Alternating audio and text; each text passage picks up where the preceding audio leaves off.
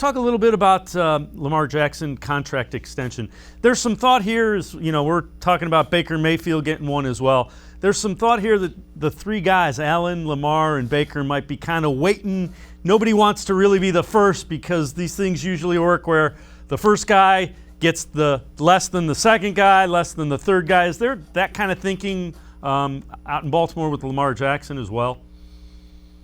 I think that the Ravens are waiting to make sure that they have properly treated Lamar Jackson and his contract situation with a very familial aspect. And the Ravens pride themselves on trying to be very open and honest with players, something that John Harbaugh, Ozzie Newsome, now Eric DeCosta over time have hung their hat on as being an honest organization.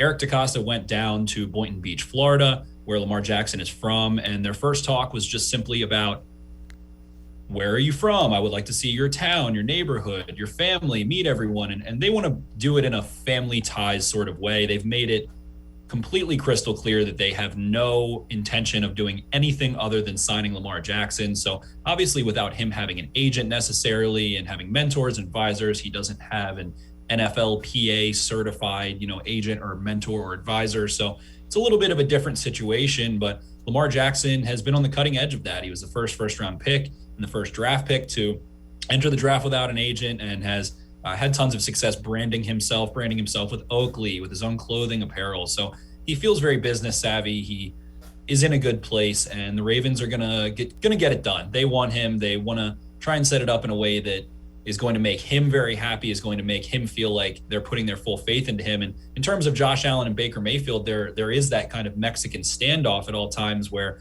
somebody's going to have to make the first move, and who is it going to be? And I'm sure that the Ravens are happy that Lamar Jackson doesn't have an agent that they have to jump through hoops with necessarily, while he does have his own mentors and advisors. So it's an ongoing situation, but it has been made so evident that the Ravens want to get it done quickly. They want to get it done before camp or sometime before the season. So it's inevitable at this point. And overall, it just doesn't feel like there's a ton of pressure on that situation.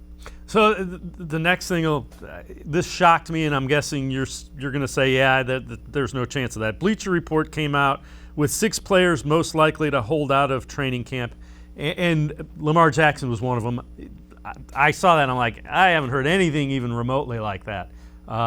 Fair to say that probably isn't going to happen?